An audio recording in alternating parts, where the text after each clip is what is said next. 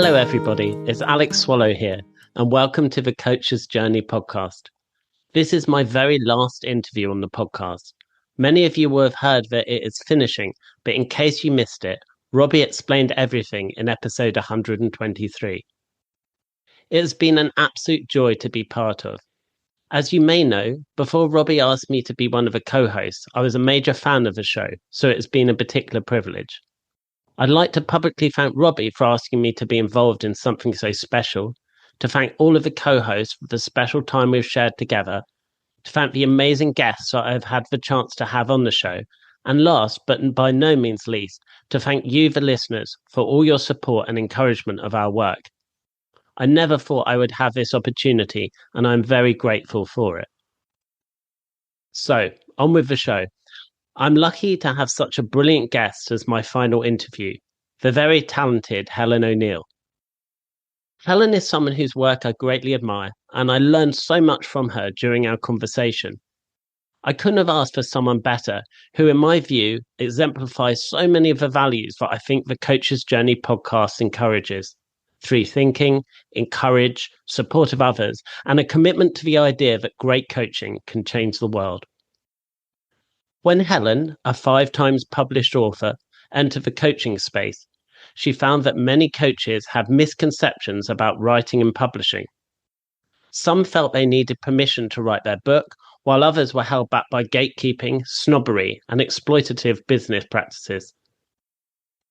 Her response was to set up CoachWrite, the book coaching business she runs to help coaches make the choices that are right for them as they navigate their publishing journey, drawing on her expertise as an EMCC-accredited coach and a published author in a range of genres. The CoachWrite stream of Helen's business forms part of her portfolio career, and in this episode of the Coach's Journey podcast, she tells me about how she spent 20 years gaining experience in recruitment, human resources, and psychometrics before becoming a portfolio career and change management specialist. Helen helps people who want a life and a career comprised of several threads to weave them together in a way that is sustainable and nourishing, ensuring the common pitfall of burnout is avoided altogether.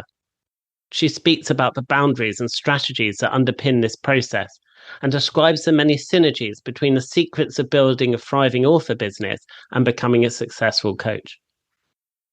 Helen is passionate about creating a space for coaches to write and publish where they can build a truly fulfilling life of variety, challenge, and achievement. In this episode, she cuts through the nonsense with practical, inspirational advice for anyone seeking to make a well-chosen next step in their career.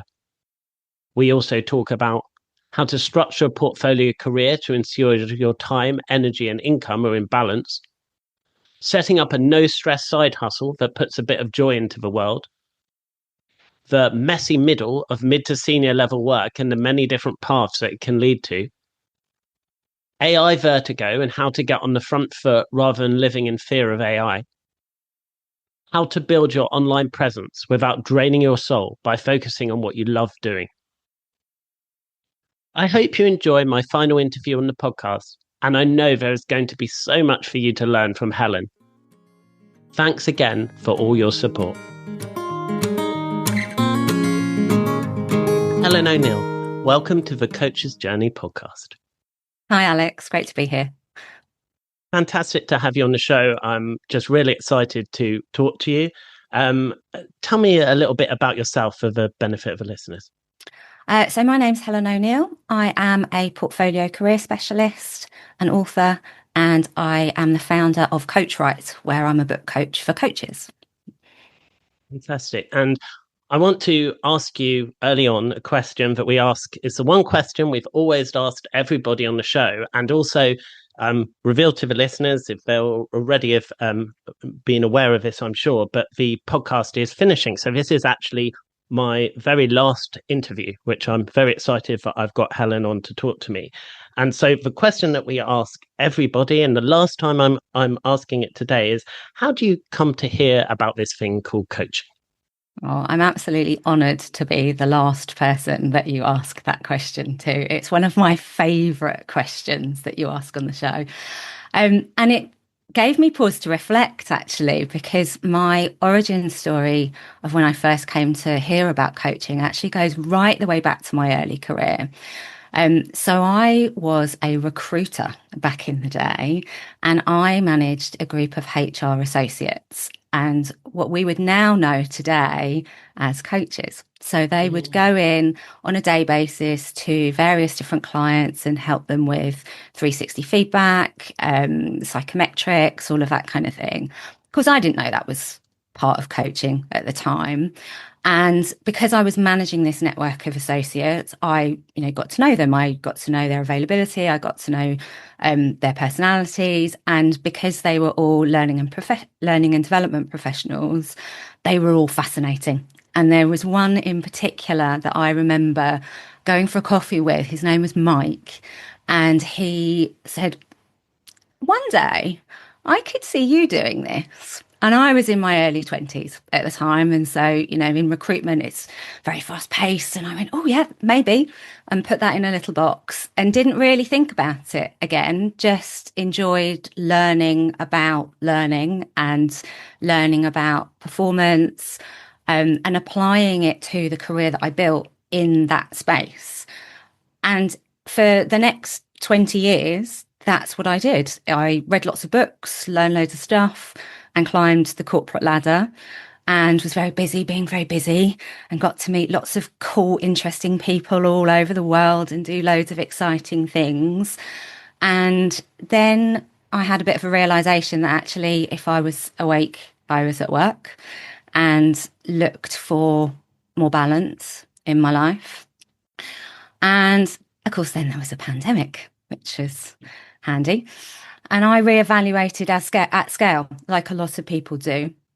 And during that time, another person that I considered a mentor at the time said to me, you can do the coaching qualification through the apprentice levy. And I was like, that sounds interesting. Learning something formally that I enjoy naturally.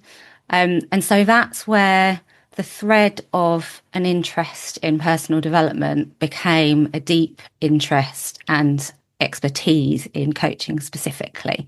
So that's very lightly my journey to coaching. That's really helpful and really wonderful to hear the passion you have and the excitement you have when describing it. Like I find that I was at a conference recently in Sheffield, a conference for coaches called Gather and Grow. Robbie who set up the podcast, the founder of the Coaches Journey community, he was on a panel last year, and at that I just met a coach who was reasonably new to coaching, and just their enthusiasm. Like I'm not such an experienced coach myself, but somebody who was at an earlier stage than me, hearing that enthusiasm was really beautiful. And so like when you were talking about that, it just your enthusiasm for it really shone through. So there's loads of things I want to pick apart, but another question that we've started asking guests is around, how much of your present work is coaching. And there's all sorts of things with your work. I know we can get into definitions of what is coaching. You're an expert in portfolio careers. I want to talk to you so much about career stuff. But like when you look at your working week, how do you kind of see that balance? And also, has that changed over time as you've developed as a coach? Yeah, absolutely. So I launched my coaching practice 2 years ago, and I was very realistic about how I wanted to structure it. So I'd been in corporate for such a long time. I was good at it. It was really well paid. There were a massive influx of coaches joining the industry after the COVID period. The market, some people say it's saturated. I'd question that assumption, but again, that's a conversation maybe for later. So I wanted to have more of a portfolio career. And I'd actually, because I've been an author for such a long time, having multiple streams of income seemed like a really sensible strategic choice for me to make for the next season of my career. So I spend 3 days a week consulting, and I spend 2.5 days a week on coaching and authorship. So yes, that is 5.5 days a week. So that is a blend of writing activity, and then coaching itself across my private practice and coaching coaches is probably about a day and 3/4, give or take. Thank you. Thank you. Thank you for being so open about that as well. I think one of the things that I've come to learn over my time as a host on the podcast, but also before that as a fan of this podcast, is that, you know, there are lots of coaches out there who do things other than coaching, myself very much being one of them. And for me, I like to have that balance, to do some consulting, to do some other things. And I also think that for many, many coaches, there are people who find it very hard to sustain a career only through coaching clients. So, for example, they might be working in the corporate sector and have some consulting clients from that, for example, which means that they can, you know, put food on the table, essentially. Yeah. And I think that there can be, as a new coach, a pressure where you think everybody else is getting so many coaching clients and not doing other things on the side. And some people are doing that, sure, but many people are doing a mix of different things. You know, has that been your experience for yourself and for others? Is that how you see it? Absolutely. And it's funny, when I work with clients, I call myself a portfolio career specialist because the majority of the clients I work with in that space are looking to diversify their career. So they're normally people who are mid to senior level, in some sort of corporate organization, founders, or people that are craving a blend of corporate and creative. And all of those things I really resonate with. And so again, it's that lived experience, isn't it, of going, okay, well, firstly, I don't want to have to rely financially on any of these pillars because, you know, a job for life is no longer a thing. Also, there is the balance of what you need from a purpose perspective. So how are you serving? Who are you serving? Balance from an energy perspective. So again, if we think about coaching specifically, the energy it takes to do business development, for example, is possibly something that people are not used to doing in a corporate environment. I know I find that type of activity quite draining. You know, the one-to-one and the group programs that I deliver are energy giving. But again, how do you balance that within your day? So there's a whole range of considerations as to whether that type of career is right for you. But actually, it gives you a bit of the best of both worlds, doesn't it? We don't become coaches because we want to be salespeople. So how do we kind of get a little bit of everything? This might sound silly, but sometimes I really like giving advice, you know, which is one of the things you're not supposed to do in coaching. But there are times when I like to, you know, through consulting, be able to say to people, oh, I suggest this. And sometimes that's what people want. I think that's the thing as well, is that, you know, people who are doing a range of different things get to do the sort of advice giving or more mentorship or working with people on a business plan, say, compared to that pure non-directive coaching. And there's debates around how much everything should be split, but people can access that in different elements of the work that they do with human beings. But I wanted to ask you, like, I think I know what a portfolio career means, but you're more of an expert than me. And for listeners, maybe not everyone does know. What does a portfolio career mean to you? How would you sort of define it or explain it? Yeah, so at its simplest, it is having a career that gives you multiple streams of income. So whereas a traditional career is you're paid for time and that's the only paid work you would do. So actually someone that has a side hustle, that's a portfolio career. Somebody that is an author who publishes print books and also does talks about their book, that's a portfolio career. It can also be sort of specific pillars. So like for me, I have 3 pillars within my career that are defined and they ebb and they flow. That's more common.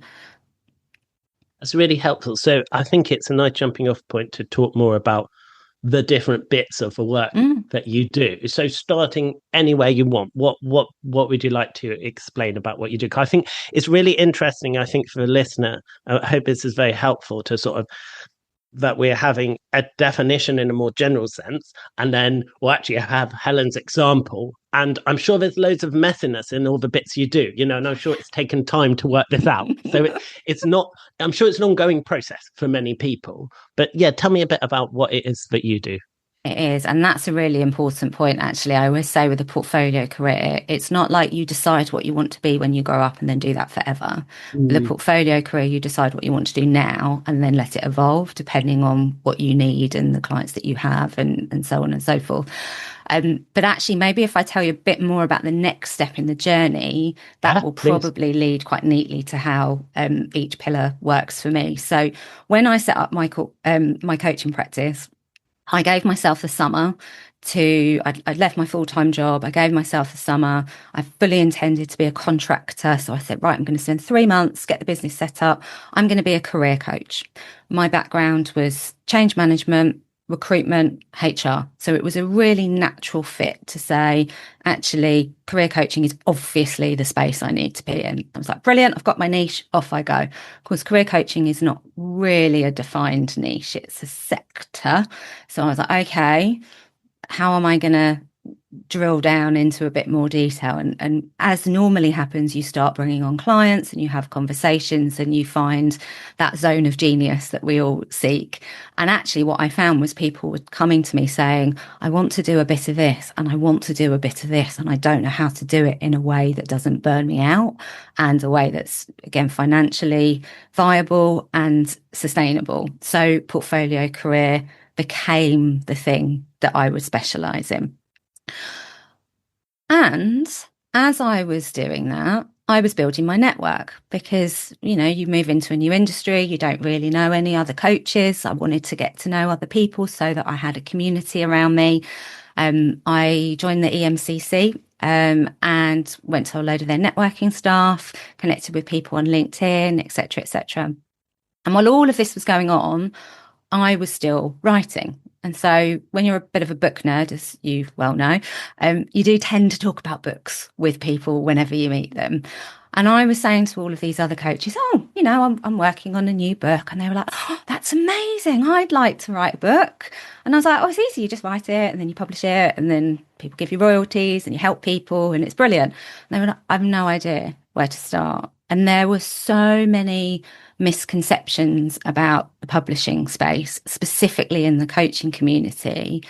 And I felt a values tug. I was sort of speaking to all these entrepreneurial people that were telling me they felt like they needed permission to publish their book through traditional publishers. And I was like, oh, no, no, no, no, no, we've got to do something about that, haven't we? And that's when Coach Right was born, because actually I was like, well, wouldn't it be cool to see if I can help people that are coaches make choices that are right for them on their publishing journey? And so that is even newer. I only started doing that in August 25 to serve a need, and I had no idea how popular it was going to be. So they're the two kind of main pillars of my coaching practice. And then obviously I say author like it's a throwaway side thing. So I'm currently editing my fifth book and hoping to have that published later this year.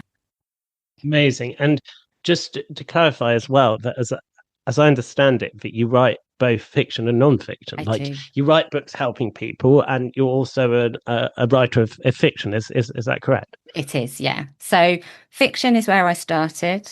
So, I was the kid that was reading books under the duvet with a torch growing up. So I always wanted to write stories. When I launched the coaching practice, I realised that actually writing non-fiction that supported the clients that I would be working with, really at a lower price point way to support people, was a sensible business thing to do. So now I do both, because why wouldn't you do both?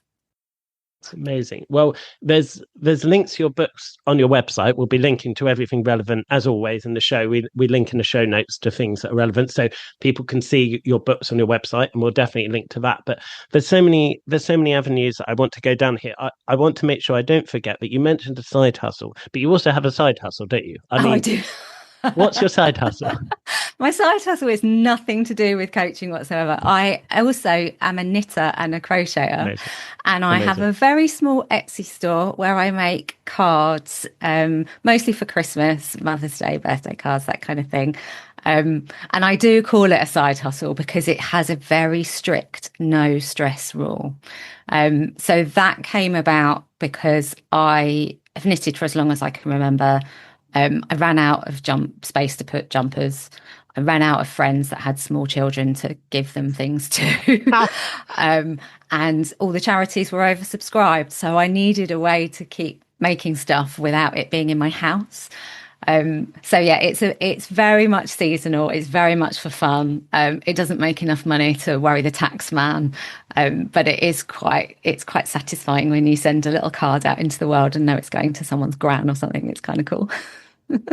I love it. I have this brilliant, wonderful mental image of you just like, you opening a cupboard and like a sea of jumpers coming out of you or whatever. And you're thinking, Yeah, what am I going to do with these? It's like, yeah.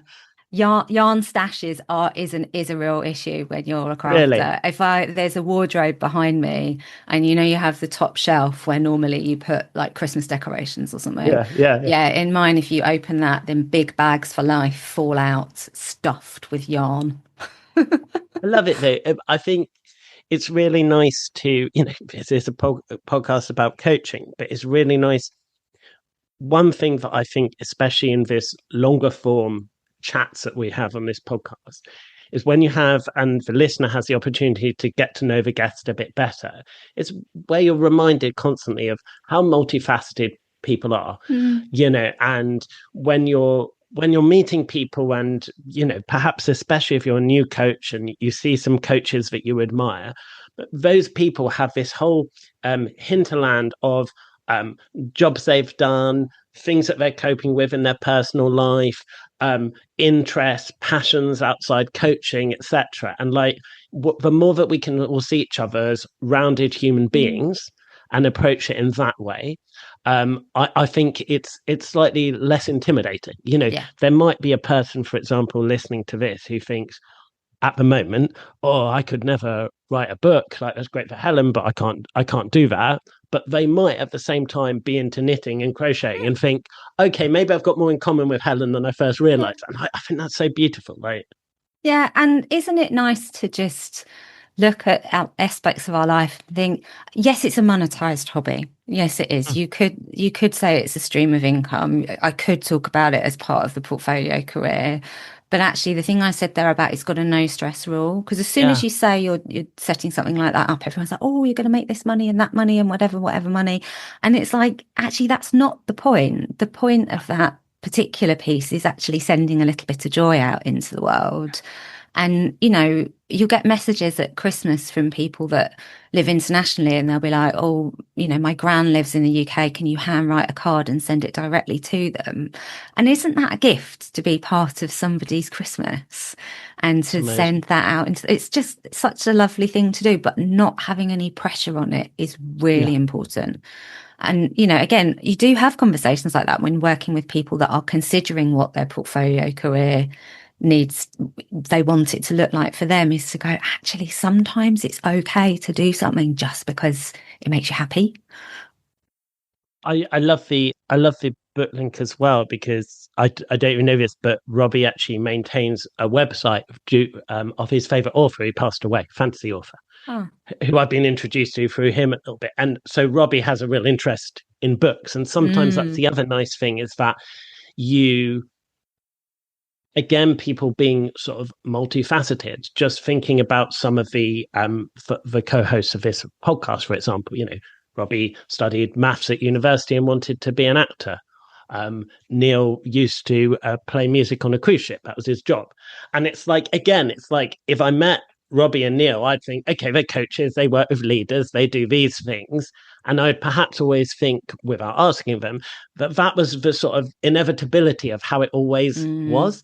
I do think that coaching, there's something about coaching being a vocation. I do think with a lot of coaches, not all, there's many coaches, and these stories have come out, I think, through the podcast of people who kind of felt that almost the way they related to the world was quite coachy. So, for example, with you, we've only just met, but when I think about your career, you clearly were very good at and worked a lot with people. If you're thinking about HR and recruitment or what have you, even if you were brand new to coaching as a distinct practice, your skills, interests, ways of relating to people must have been honed to develop over a long period of time without you thinking, oh, that'd be useful for me being a coach one day. Yeah. Is that how it happened? Like, do you find that? Absolutely. Yeah, for sure. It's one of those things, isn't it? I remember when I first started coach training, and you're in a cohort, and there's almost like a split within the cohort of people that are having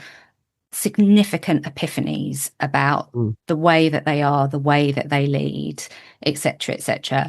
And then there are people that aren't having those epiphanies.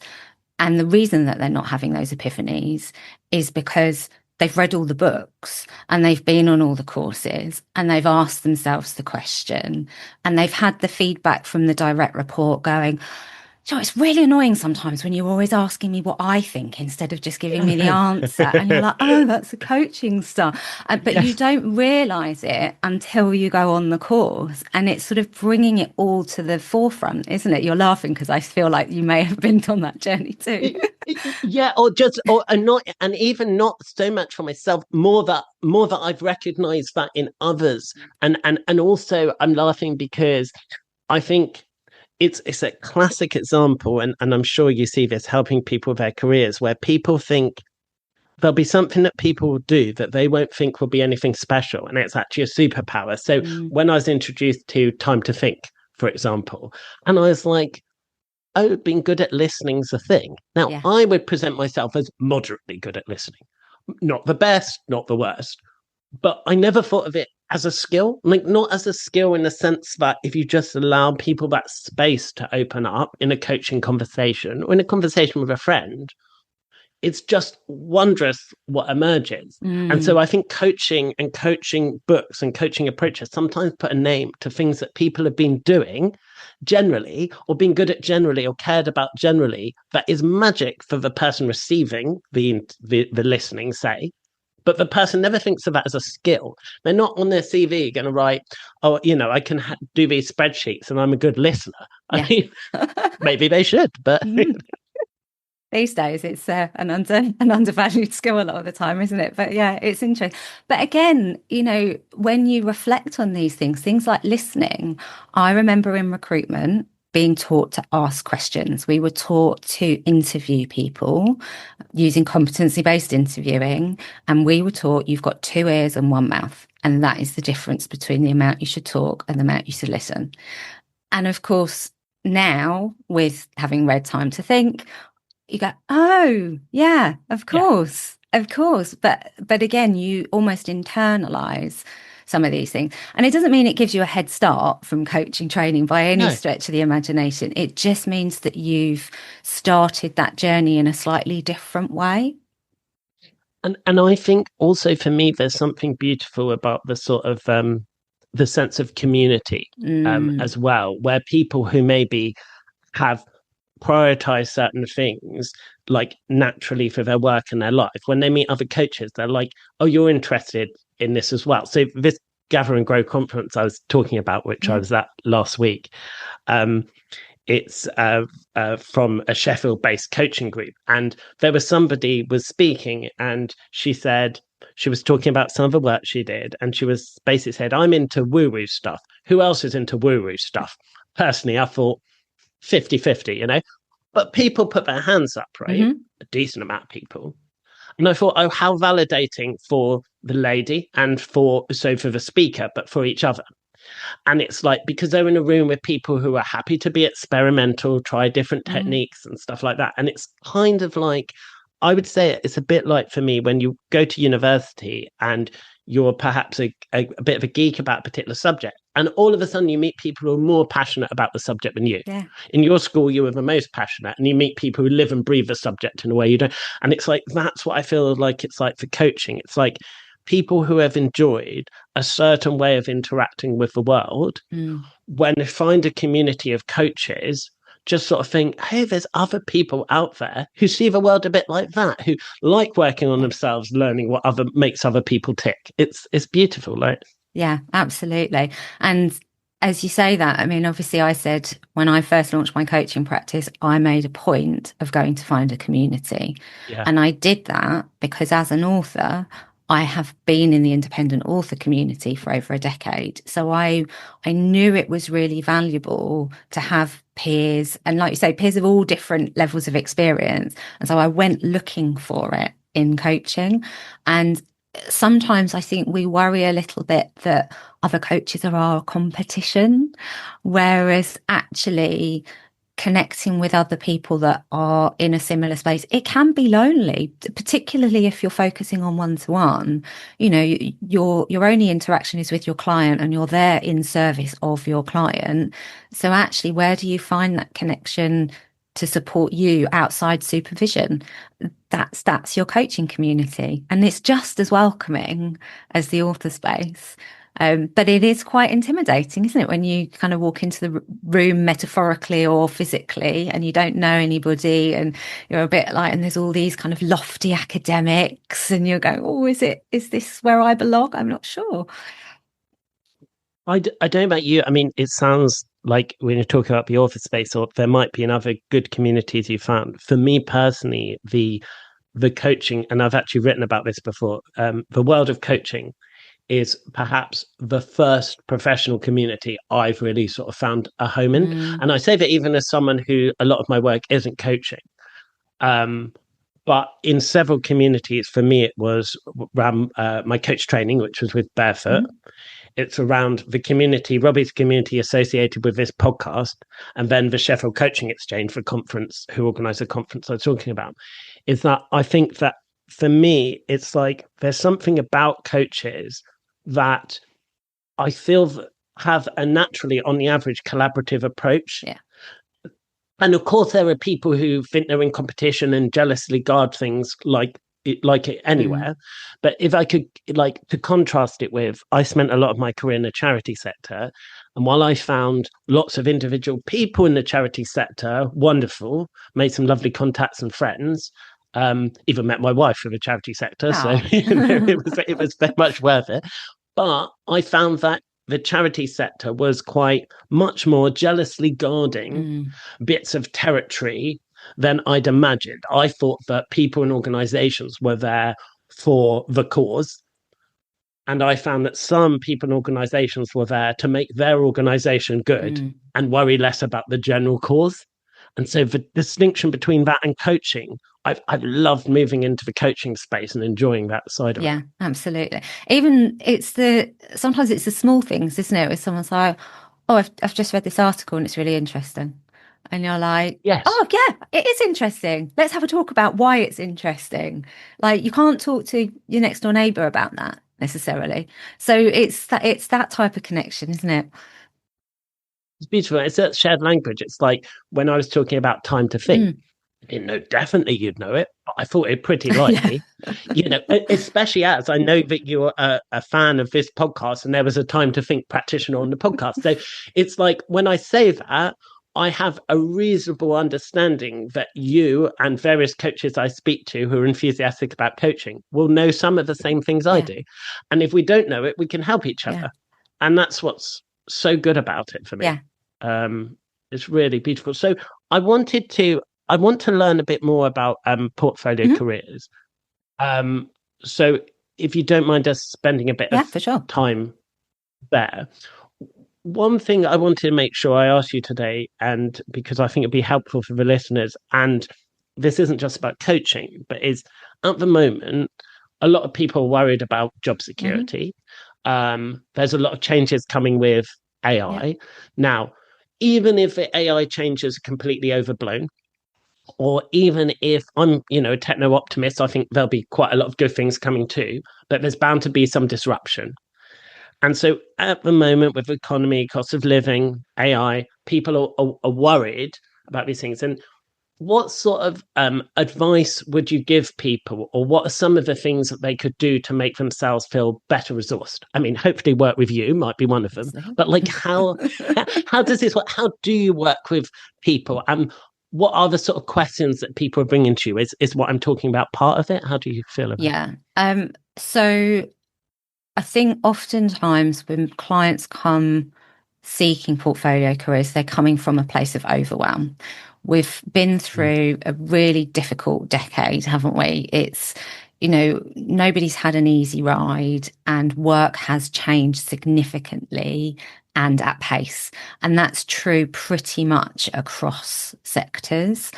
And what that's meant is that we've got a whole load of people that chose certain types of organisations, certain ways of working, certain job types that no longer meet their needs.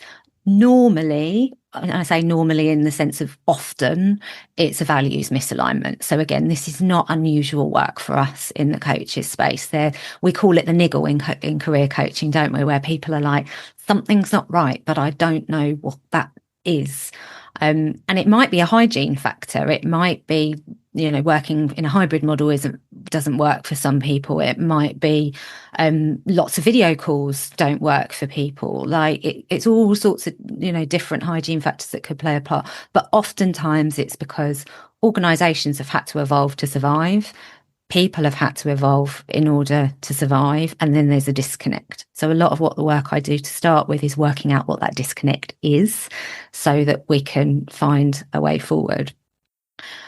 Then what I often find is people think that portfolio careers means they get to sit on a beach with a laptop and work for 2 hours a day. And of course, that's not really the reality. So there's something in, like I say, shaping what that portfolio needs to be for them. So are they in a place where they want to set up a business, a coaching practice, for example? Maybe they can work 4 days a week in their current job and they can look at their coaching practice another day a week. Do they want to write their book? Do they want to start their band and go and play at local pubs at the weekend? Like, what does that look like to give them the balance of what they need? And then overlaying the things that they need in their life. So I'm quite a practical coach. So I'm, again, dreams being turned into goals, being turned into tasks is absolutely what we're all about. And you need to pay your mortgage, feed your family, and probably quite like to go on holiday at least once a year, so let's make sure that we're life crafting rather than creating something out of wishes and clouds. Wishes and Clouds. That should be your next book. Should be called Wishes and Clouds, a practical self-help guide for coaches. Oh, I love that. Or Wishes and Clouds, what not to do as a coach for a practical business. Wishes and Clouds. We can co-write it. Yeah, perfect. Do you, if you don't mind me asking this, are many of your the people you're helping with the portfolio careers, are many of them coaches? Some of them. Do you tend to coach many coaches? Yeah, some of them. It's probably split maybe about 40% are coaches. Because again, I think and what I do tend to find is that the people that come to me who are coaches come from some sort of HR or learning development background. And they are looking for working 3 or 4 days a week in their current job, looking at coaching. They've normally got the bug, so on and so forth. So they're kind of early transition people. Not all of them from that space end up launching a coaching practice. I know that's okay. This is gold here because, obviously, on this podcast, we seek to encourage people to have long-lasting, fulfilling, prosperous coaching careers. But at the same time, there's nothing wrong. People should give themselves permission to say, it's not working, or this aspect of it isn't fulfilling, and it's not for me, or it's not for me for the moment. So that's really interesting you say that. Like, what, if you, again, if you don't mind me asking, what other things that tend to get in the way of people going full steam ahead into coaching? Is it a money thing? Like, what is it that they think, like, no, that's not for me? Yeah, I think again, coach training is brilliant at training you to be a coach. It's not great at Yeah, training you to set up a coaching the business. practice.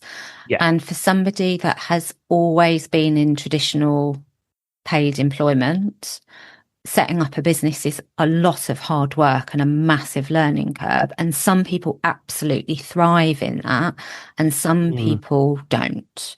And actually, if you don't enjoy the visibility part of things, the networking mm, part of things, then you aren't going to just post on LinkedIn once a week and clients are going to flood in. So there is like a mm, hard truth there that comes with it.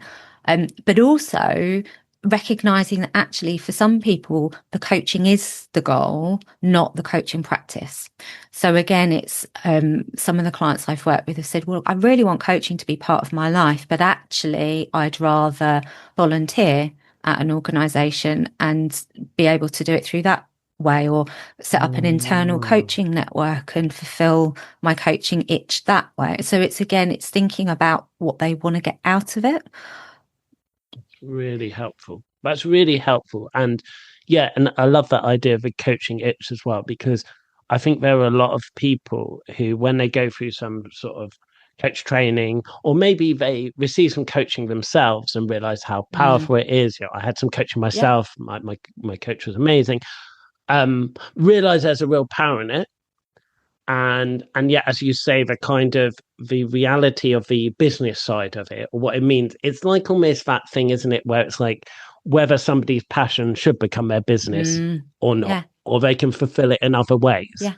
um that's that's really, really, really helpful. Is there anything else that kind of they say sort of obstacles, or is there anything that they're like, um, they just realize that coaching isn't for them, or maybe isn't for them at that point? Do some people sort of think, oh, I might do it a bit later? Maybe the work environment isn't such, as in, I need to earn a bit more money in this difficult environment in my present job, or how does that work? Yeah, definitely. And again, if for anyone setting up a business, having some sort of financial Mm. runway is a really prudent thing to do. Obviously, not a financial advisor. This is not financial advice, yada, yada, yada. However, there is always It's that good practical advice. lens, isn't there? And there's also just, if somebody's looking to move into coaching as part of a portfolio career, is it because they are trying to move away from their current role and it's a stepping stone? Or is it that they like their current role, they want to see what this coaching malarkey is about and it's a bit of an Mm. experiment? Or is it that they're looking for a sustained long-term portfolio career? So again, it all kind of comes back to what that individual is looking to seek fulfillment wise from their career as a whole. As coaches, we work with the whole person, but when we talk about careers, we talk about a job like it's one thing. And actually, a lot of what I do is go, okay, it's all right to have a blend of things and have the seasonality within the evolution. And I kind of talk about it in stages, tweaks, evolution, and revolution as the stages of career change. And you can start with a tweak and kind of just test the water and see how it feels. And that's okay. And sometimes that might include coaching and you go, this is amazing. I love it. It's the best thing ever. Um, Robbie talks about the flywheel, doesn't he? You've got to enjoy feeding the flywheel. If you don't, Yeah. then it's the business of coaching might not be for you, but that doesn't mean that the practice of coaching isn't. I really like that idea of, like, particularly I like the bit of starting with the tweaks, because I think it could be applied to lots of Mm, different things. So, for example, somebody has a coaching practice and feels unfulfilled, or they have an amount of clients and then suddenly they don't have many clients. It's like, in that position, they could give up coaching, they could be very stressed, or they could say, okay, now I need to try group coaching. I was mm, doing one to one. Or, actually, I'd find it more fulfilling not to be online all the time. I need to meet mm, people, and that will help me, that will help me for my own psychology and my own life, basically. So, that kind of idea of tweaking first, because I also think coaching, perhaps I'm talking here about kind of not good coaching or kind of inexperienced coaching, can move straight to that sort of big goalie stuff, which it might be like useful to sort of unveil what's a big goal at the end or what do you want for your life. But it's those little tweaks that can really make the difference to people. And then armed with that information, they can then move on to the next stage if they want to, of actually changing things in a much bigger way. Yeah. And again, I think that's really common in how we are starting to evolve how we work. So the other end of the spectrum, which isn't so much about setting up a coaching practice, but retirement is becoming like this too. We don't see as often people that go, right, on Friday I'm retiring and then I'm done with paid work and I'm going to have my lovely state pension. Yeah, I know, she says with a joke. But actually, again, not financial advice. Not financial advice. But please seek financial advice. But we're seeing people that are going, okay, I'm just going to reduce my time in my permanent role and maybe pick up a hobby project or a passion project, and maybe that's paid and maybe that's not, and they sort of eke into retirement. So again, we can do this at any stage of our career, and isn't that wonderful and flexible? It's beautiful. Do you certainly before this conversation, if I'd guessed who you're working with, it would be sort of mid-career people, people who might be reasonably senior, wanted a change or in the corporate. That would have been my impression. And also I would have thought that you work with coaches, because we're going to talk about helping people write books and things like that. But do you think that your work, I'd love to know a bit about how you think your work might progress. Do you think over time, do you have an interest in working with people sort of more early career and more late career, or is it how do you feel about that, or it's just you're happy for anybody and you don't have a preference between the ages? I'm happy with anyone for the ages. I think it's almost a bell curve. So I do work with earlier career people. I do work with later career people, but you're completely right. Most people, it's that mid to senior level, in that kind of the messy middle, isn't it? Fundamentally, because that's when a lot of us are seeking the changes, and a lot of us experience those niggles in whatever way, shape, or form they are. But there are definitely people that I work with earlier and later in their career too, and I wonder how that will change. I'm not worried about forcing it. I think that the world of work is changing, and my work will evolve to support the people in that space. Yeah, I think I just personally felt, when you were saying it, I felt quite excited about it for two reasons. One, because I thought early career, it's about helping people to think what their options are. And especially important at the moment, for example, where people are worried about having any jobs at all in the future, or whether it's worth going to university.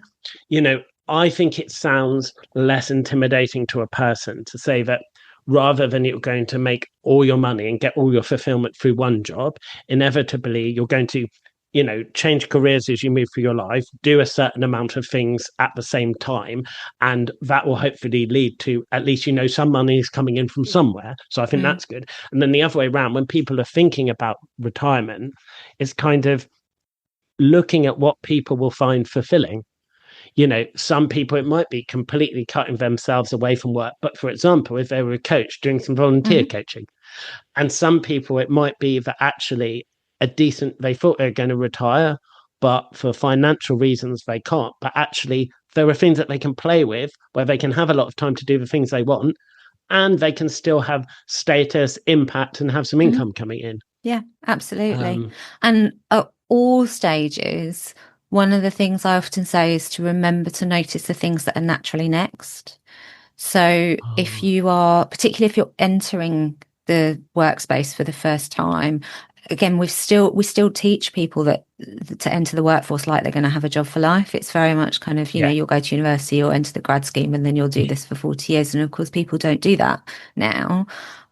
So actually saying, okay, so you finished your education, what are the options for what's naturally next? Because those are the things that are the easiest choices to make. They're not the only choices you could make, but maybe that's further education, maybe that's paid employment, maybe that's entrepreneurship. Yes, the world of jobs is changing a lot for early careers, but also the opportunities to generate income without a traditional job are vastly more than they were when I entered the workforce.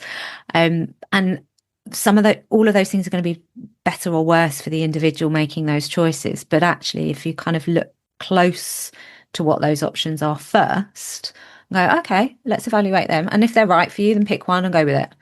And then the next round will happen, and the next round will happen, and you'll be in a position to know that as you go through your career, and giving people the tools to be able to do that in a sustainable way before they reach that overwhelm point, I think is the key.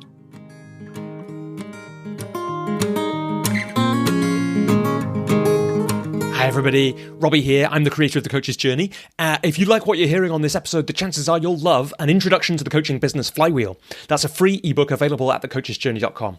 It's the most important piece of content I've ever created for coaches, boiling down everything I've learned from this show, from working with master coaches, and from my own experience into one simple model. The model not only tells you the only things you have to do to have a sustainable coaching business, but also shows you how they can form a virtuous circle that keeps your coaching business growing.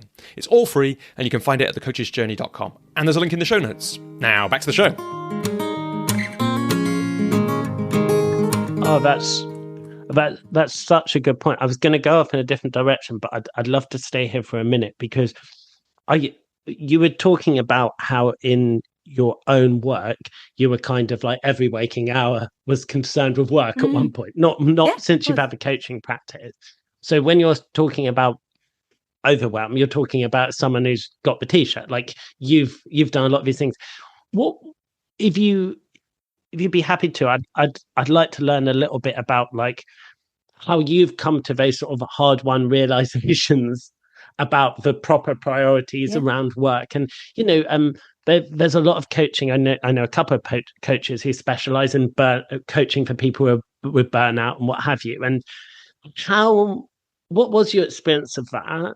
What made you realize things need to change? And how can people recognize overwhelm before they get there? Is there any sort of things to watch out for? Yeah.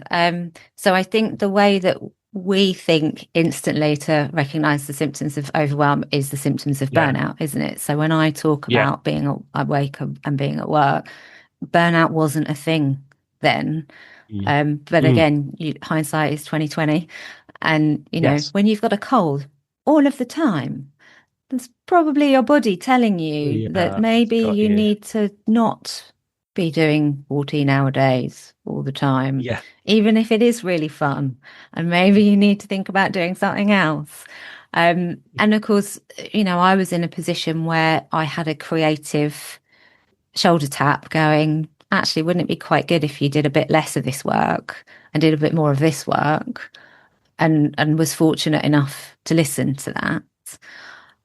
These days, I actually think we need to be a bit more proactive about it, because burnout is a horrible place to be. And, full on burnout for people that really experience it can take months and months and months to recover from, and is, life changing.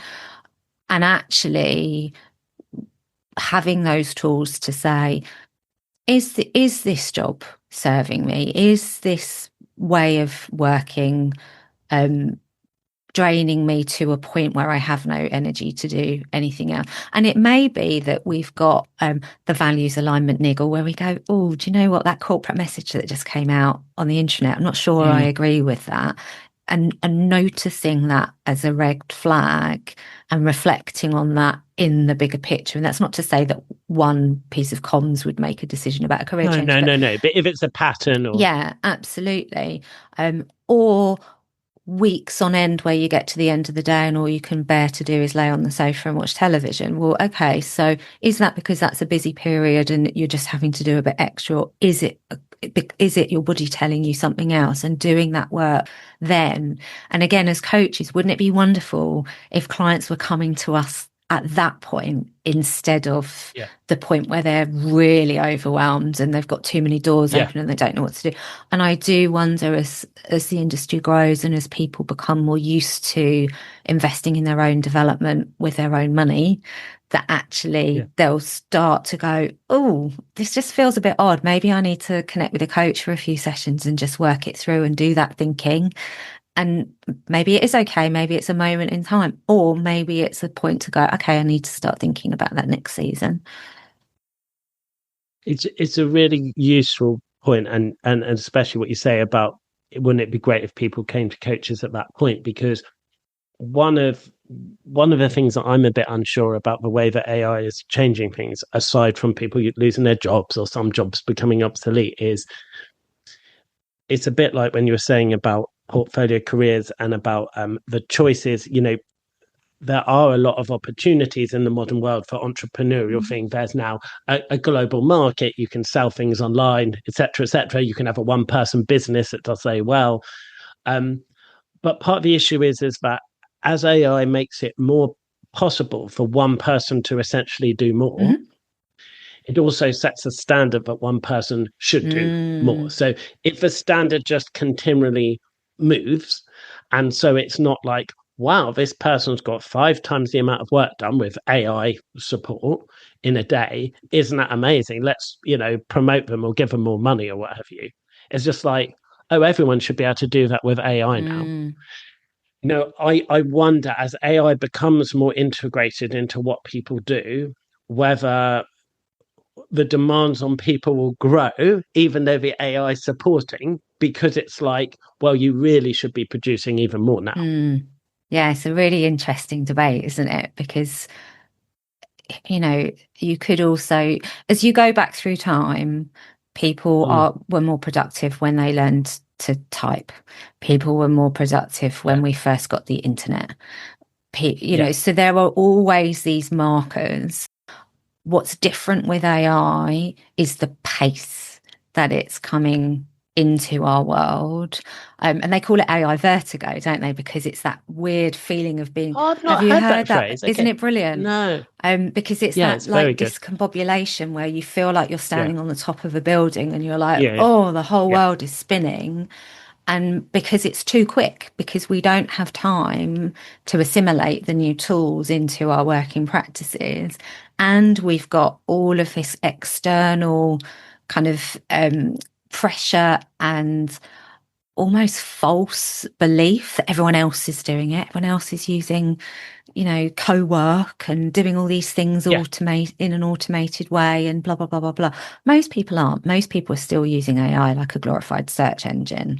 So there is something in, again, what does productivity mean? Because actually, if we're just outsourcing a load of old laborious admin tasks to AI, well, that's not making me more productive. That's just making it cheaper to run my business because I can just, get AI to do it. Can I utilize AI to do tasks well? So AI slop, anybody? Like the copy and paste content that we're seeing all over the place? Don't do that. It makes you look... in a certain way of writing, which I'm sure infuriates you as a writer. Yeah, it's like, don't write like AI, write like you. That's different. And then what does that leave behind? So there's the supervisors of the tools, because we will always want to keep the human in the loop. Otherwise, we'll all be a bit worried that our robot overlords will take over the planet. And obviously I've read too much science fiction. And then what's left for the humans? And what's left for the humans, those are the jobs of the future. And so, again, when we think about people's careers, it's how do we manage the uncertainty? Because it is uncertain and it will cause change and it will disrupt jobs, and it provides an opportunity for new jobs. And how do we navigate all of that? And, I don't have all the answers. You don't have all the answers, I'm assuming. If you do, please share. But how do we I'll tell you after this call. Yes. Trademark Alex Swallow. Exactly. For sure. And it's hard. It's really hard because it's that uncertainty piece. And again, maybe that's something to look out for when you're in your career. If you're feeling an AI uncertainty, Why are you feeling that AI uncertainty? Is it because you're worried it's going to take your job, in inverted commas? Is it because you don't feel skilled enough to use it? Those two things on their own have different actions that you can take. So how can you be on the front foot with that? And we can all do that. I love the AI vertigo thing. I'd say personally, I'd say I don't feel so much AI vertigo as a general pace of change vertigo, of which AI is part. Like, just so much seems to have happened. Like when you're talking about the last 10 years, so much seems to have happened. But sometimes there can be times when there's a change with AI, and you're like something new comes in, just say on your computer, and you're like, well, I don't know whether I just haven't noticed that before. So it happened to me today, for example. I've never seen this before. So I went into my emails, I used Gmail, and I was looking at the emails between the two of us in order to set up this call. And what I've never seen before is that AI summarized it at the top. Never seen it before. So it basically said, for example, the summary was something like, so when I first tried to send you the Zoom link and it wasn't the right one, I need to send it again. So at the top, it said, Alex and Helen have set a time to meet, but but the Zoom link needs to be set again or something.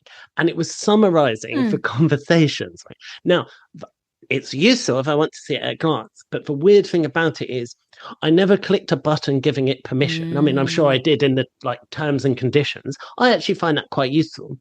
But all of a sudden, you wake up and there's just another thing built into something. I find it quite exciting. But if you think about that overwhelm piece, it's kind of like it's when things are happening around people that they don't feel they have control over. And I think the pace of acceleration in the world, technology-wise, can mean that a bit of a moment. Yeah, absolutely. And it's interesting, isn't it? Obviously, we're recording on Zoom, and the first thing that pops up in the corner on Zoom at the moment is a little note-taking automation. Yes. And it says, I was like, no, this is going to be transcribed. Yeah. And of course, for this type of conversation, we're recording a podcast. There will be a transcript. It's going on the public domain. Both of us are in agreement that is what's going to happen with the conversation. Very comfortable with that. If this was a coaching conversation, that is a whole different kettle of fish. And to your point about choice, I am very strict about no AI in the coaching room, in the virtual coaching room, because of the psychological safety that I believe it's important to protect. That said, if a client said to me, do you know what, actually I am neurodiverse and I find having a transcript is a much easier way of me processing the conversation, I'd be like, fine, it's your conversation, no problem with that whatsoever. But it's, to your point, it's choice. And that's an opt-in rather than an opt-out, isn't it? The default is this, and we can add in these tools. But it's the fact that these things just, I saw that as well pop up. And I was like, do I want it? No. But it was an extra layer of thinking as well. It was like something I hadn't thought about. Yeah. Do you know what I mean? Because of the type of conversation we're having, I don't need to take notes. We've got it. But I would also say with this that we maybe need to think about our data a bit more broadly anyway. I think sometimes we're a bit free with our data. So people get a bit funny about, but actually AI knows everything that I'm doing because I've uploaded this thing into my large language model of choice. But actually, have you read the terms and conditions? Do you know what you're giving permission for it to use and not? And that sounds very scary and quite, nobody who reads those T's and C's, all the little print. But actually, do we know what we're giving permission for? Do we know where that's going to go? Do we know what models are going to be trained on it? Do we know how to switch it off if we don't want it to be shared? Yeah.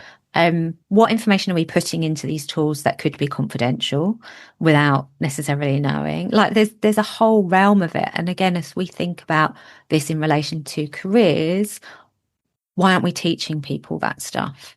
Because it's easy for me to say, read the T's and C's, but who understands what they say unless you've been in that space? So let's give people the information and the knowledge they need to understand them so that they can make the choices that are right for them. Absolutely. And I think with AI, I find myself like literally asking the AI mid or at the start of the conversation, asking the LLM what which of this is private, but also from a perspective of sometimes it's more that I'm always curious about what is fed back to the main model. So, for example, the AI will do something unhelpful, and I'm like, basically, most human beings would find that unhelpful. And then I'm trying to find out if that will be fed back somewhere central. Yeah. And it feels like sometimes it will if you sort of send a note. So there's ways to do it where you can almost send a note that they'll look at this conversation or but like the strangest one I had was the AI gave me an answer and I was like, well, yeah, that's not really a good answer, is it? Like you should have drawn on other sources, what have you. And it said, okay, I'll change that. I'll change that. And I said, so if you're changing, I said, just for me or for everybody? And it said, for everybody. And I said, so you're telling me that if somebody logged on the other side of the world and asked you the same question right now, you would now take that information that we've just had in our conversation to inform that? And it said yes. And I thought, I don't seem very likely to me. I wish I could have phoned up a friend in Honolulu and said, just ask it what I'd asked. That would have been a great LinkedIn post. Let's Let's have an experiment around the world. Everybody asks a question. Yeah. Everybody else, but like staggered by 5 minutes, we keep giving it more information. But it's just this shows the pace of change. Is that 5 years ago, if me and you had been shown this conversation we were having now, it would seem like absolute sci-fi. Because we were at the level of there's a search engine which was quite good at finding things, and sometimes it was so impressive and sometimes it wasn't, versus having a conversation with AI and how that feeds into the broader sort of AI brain and how that relates to other people. And I think it's also around when people are coaching, it's not just how they're using AI or what they're thinking about it. It's the fact that this is the water in which many of their clients will be swimming, through their job, through their personal lives. It's just going to surround us so much more. And I think it's really helpful for coaches to think about what that means for them before it's the water they swim in and they don't realize it's the water they swim in. And that holds for me, for you. I completely agree. It's a year ago, the conversation was very much, should we use AI? Will we use AI? That ship has sailed. AI is here. AI is here in coaching. It's not if, it's how. And again, making those choices mindfully. So if we think AI coaching, is a thing, you can use either a tool that's been built specifically for it or just a generic chatbot to have a coaching conversation. It knows the GROW model as well as you and I do. The difference is it's not a person. And for some people, that will be okay. For the vast majority of people, I would suggest not. And again, there's a whole ethical debate around this, isn't there? Around, there's the safeguarding piece to bear in mind. There's the confidentiality piece to bear in mind. There's also things like, I was at a workshop the other week and we were talking about AI in the coaching room and actually prompting the coach if they felt that there was a question being missed. And I was like, again, psychological safety, that makes me feel really uncomfortable. And for training, maybe that's useful. For supervisory purposes, I get, like, as in if it was if there was a transcript of a coaching conversation, as long as that was, ethically agreed and what have you, and then the AI might say, you could have prompted here. That seems good, but not while it's happening. It's a stage different to what I've ever imagined. Like, it's weird, isn't it? And I don't think I would like that as a learner. Never heard of that. I love that. I don't love the concept, but I love that we're sort of pushing the boundaries of what we're doing is we're almost working out what is acceptable, because we'd all have a different response to that. So mine is supervisory purposes, absolutely. Some people would be no AI at all. And some people would be like, I'd love the AI to prompt me because I want to do the best in service of my clients. So it's And what I love about what you've just said, and again, I have this conversation sometimes with clients, is actually create your own AI policy. So we as individuals, whether that be in our careers or in our coaching practices, will have AI factored into what we do. Yeah. So decide what your lines are, write your policy and say, so for me, AI does not go in the coaching room. AI absolutely helps me with scheduling social media posts and show notes for podcasts and, all of these things. I have no problem with that whatsoever. So that's my AI policy, but it's not once and done. So like any policy with any other part of your life, you would then review that on, let's say, a 6 monthly basis and go, does this still serve me? And that gives you then, because you've made the decisions about how you want to proceed, that removes the decision fatigue, which then makes it a little bit less overwhelming. It doesn't resolve it, but it helps. That's good. That's good. And I like that it's not one and done. And that's one of the things, is that the pace of change means that if we were having this exact conversation in a year's time, something else would have happened where it'd be like, oh, but how about this consideration sparked by what happened in that place? Like there's so much to come. And I wonder whether we will see, again, a saturation of AI within all different types of industries. But again, for sake of argument, let's just say the coaching space. And then out of the other end of it, and I think we're already starting to see this, is the value of that one-to-one human connection. And almost, we're seeing a lot of outdoor coaching at the moment. We're seeing lots of events in person, retreats are starting to become more popular again because people are seeking human connection.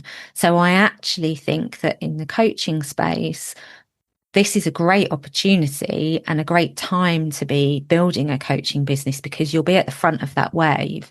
What worries me is the people that are learning now or will be learning in a year or two's time that don't learn the hard way. They don't get their 10,000 hours towards mastery, that actually they've learned with an AI chatbot popping up saying, oh, you ask this. Like, what does that mean in terms of the professionalism of the industry and the ability to, are we going to end up with this kind of two-tier system where there's, a really expensive elite version of human coaching and then a really cheap kind of AI assisted coaching and a really, really cheap AI does it for you type, like that doesn't feel right.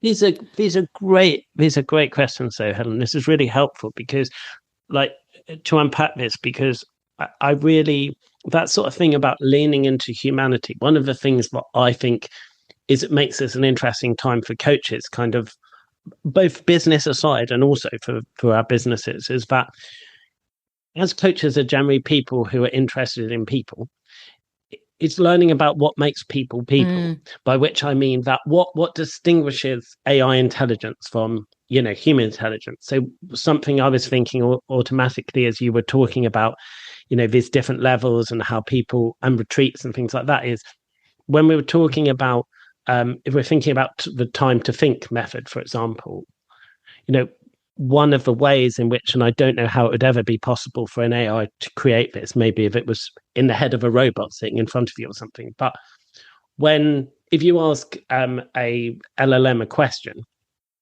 it responds as quickly as it can, given the parameters, what you've asked it, what particular model you're using, if you're paid or free, all those things.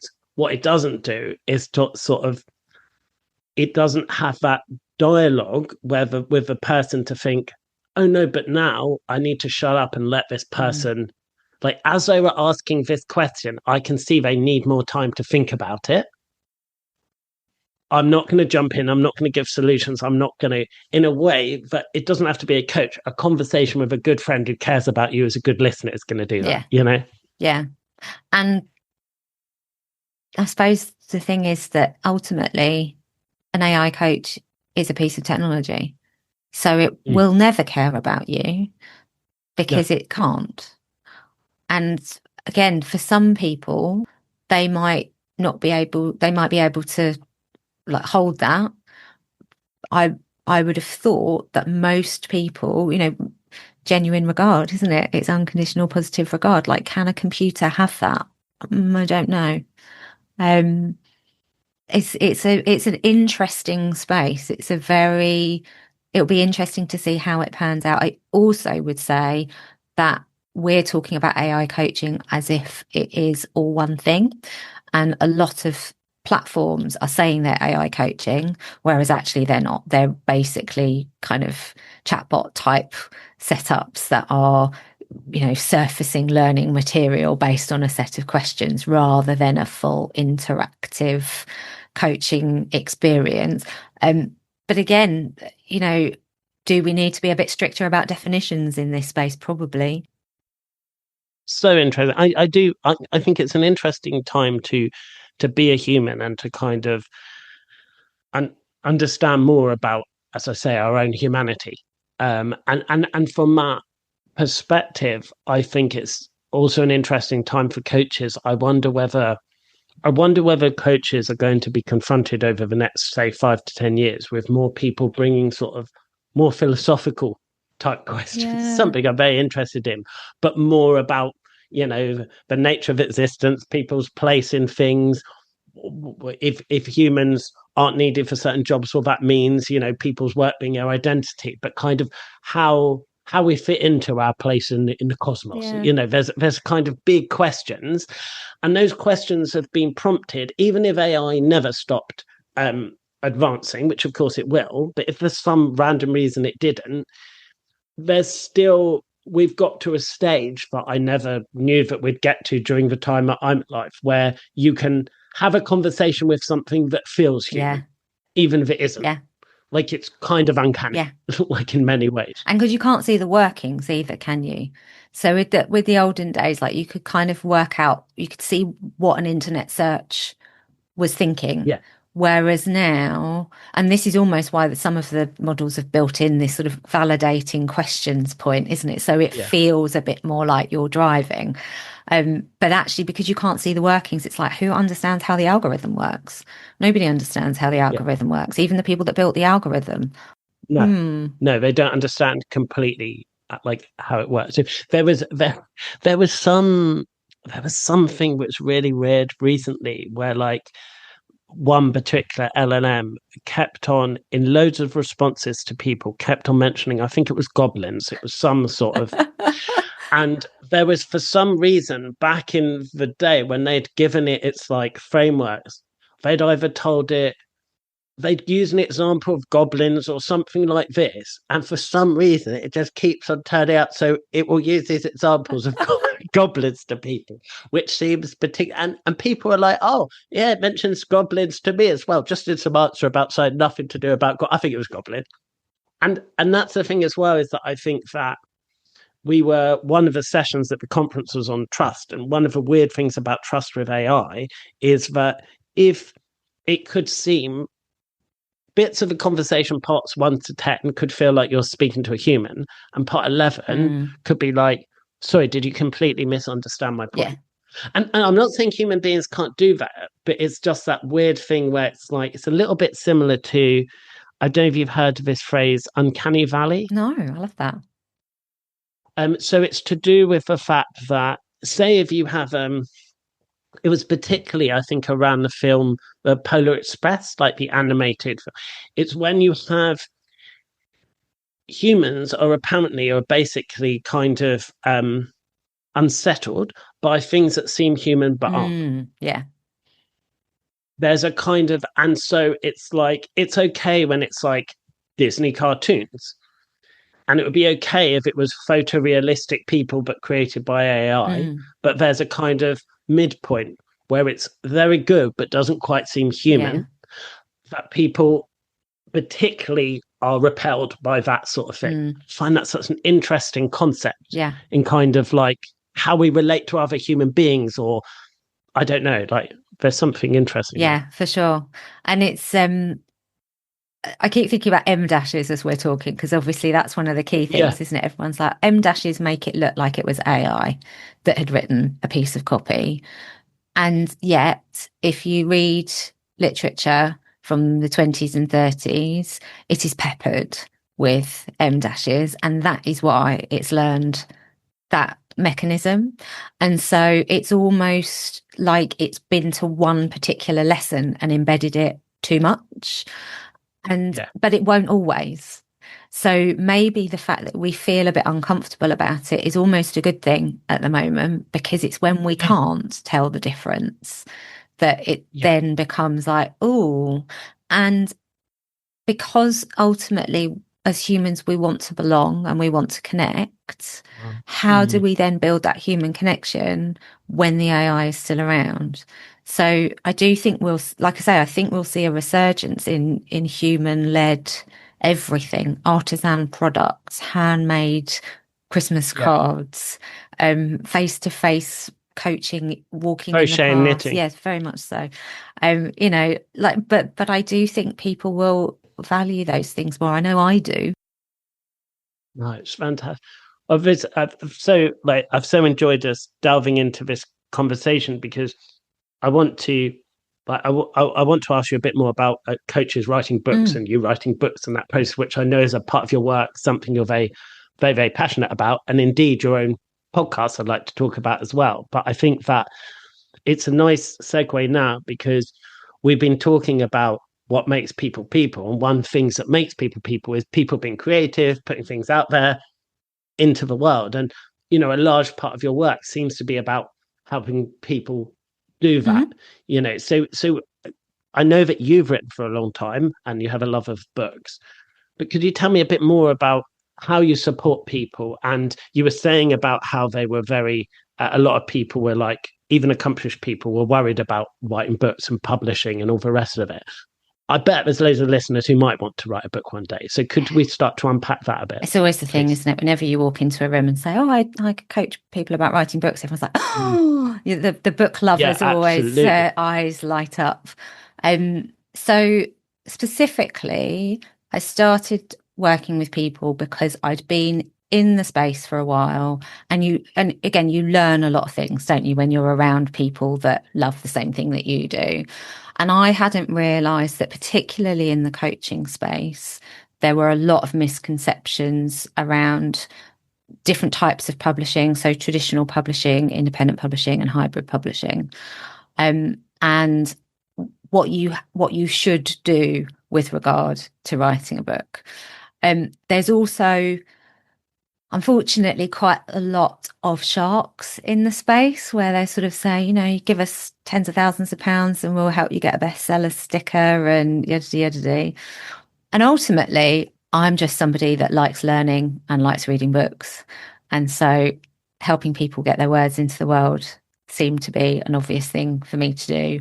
And as you probably gathered, I'm quite no nonsense and quite kind of practical about things. And I don't really believe in gatekeeping knowledge. I sort of think, if you could sit and watch hours and hours of YouTube videos to learn how to do something, and you've got a question, just send me an email and ask me and I'll just give you the answer. Like, it's fine. Obviously there is a business model that sits behind that, but there is those quick questions that people have got that are in their way. Let's just get rid of those things.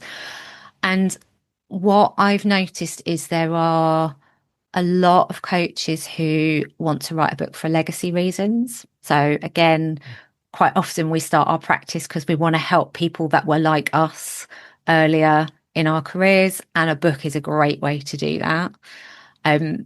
There's also a lot of people that think about it strategically. So as a way to kind of add thought leadership credibility. I mean, I know you've written a book, for example, so I'd love to know your experience. I have. I'm very much self-published. So I've Amazon stalked you. It looks great. But could you explain to people? So you mentioned about hybrid publishing, for example, which I could guess is you do some of the work and some people help you with it. Is that? Could you?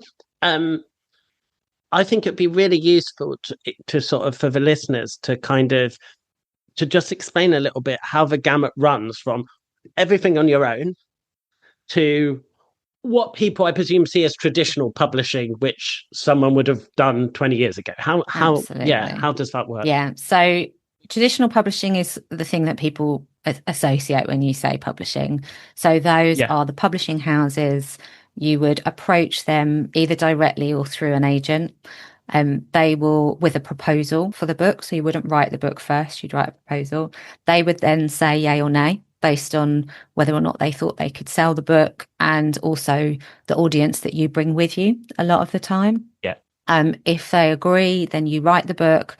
They provide the editorial team, the cover design team, etc., etc. And then that book will go out into the world. It's quite a long lead time a lot of the time. People are often quite surprised that it can take well over a year to go that route. And they will expect you to do a lot of the marketing. So again, that's often a bit of a surprise for people. Yeah. Traditional publishing is brilliant if you want to be in bookshops, if you want the sticker of being published by one of those types of organisations, obviously, because you've got potentially an agent and all of those enterprise organisation costs, they take quite a big chunk of the money and the decision making. In the middle, you've got hybrid. And hybrid is a paid for service. So they will have teams of editors, formatters, and so on and so forth, that they will kind of project manage the work for you. They will do a marketing burst, oftentimes at publishing. They vary dramatically in terms of quality. So there are some really reputable hybrid organisations. There are also people that you'll give an awful lot of money to and not get a very high quality. So I always say to people, if you have more money than time, hybrid is great. If you're the kind of person that wants to outsource all of that work, but know that it's probably going to take you a long time before you earn out on that investment. So again, it's a sort of a strategic choice to be made. Works really well if you want to get the bestseller status and then leverage that for things like speaking opportunities, where you might then earn the higher ticket money. Then you've got independent publishing and self-publishing. And I always differentiate the two. Because self-publishing is very much the kind of do it yourself in your spare room and then stick it on the internet. And sometimes the reason that self-publishing has more of a bad name is that there's a quality associated with not having a professional team supporting you. Now, that isn't going to always be the case. If somebody comes from a journalism background and has an art degree and is able to develop their own cover, for example, that might be great. But that kind of publishing is great if it's the book of your heart and you just want it out in the world. So, if you've written a memoir that you want for your family or that kind of book, that's low cost, quick, get it up, get it out, amazing. And then independent publishing, I think of as more of a business model. So you treat it as a business, put your professional team around you. So find your freelancers, do kind of take a strategic approach to launching, to marketing. Obviously, with that, you have all of the control. It is also all of the investment. So it'll be cheaper than hybrid, but it's not free. But of course, with all the... you get all the profits. Comes all of the money. Yeah. Absolutely. So that model works really well for those of us that are control freaks, or for people that are treating it as part of their business. So, for example, my last book was on career change. It is very much a stepping stone offer into my world. It doesn't earn a lot of royalties. I give a lot of those books away for free, but actually it generates a lot of clients. So because I've thought about it in that kind of way. And when I'm working with coaches who are considering writing, again, it's that old adage, isn't it? Start with the end in mind. What do you want to get out of it? And then we work back as to the best mechanism. So many things I want to ask you, but I want to make sure one of the things that I really like on your website, which I always admire and always think really, really interesting, is where essentially you have a range of offers at kind of different touch point levels, which is the way I see it. So, for example, on yours, as far as from what I can recall, I saw an email list, for example, social media things people might be able to follow you on.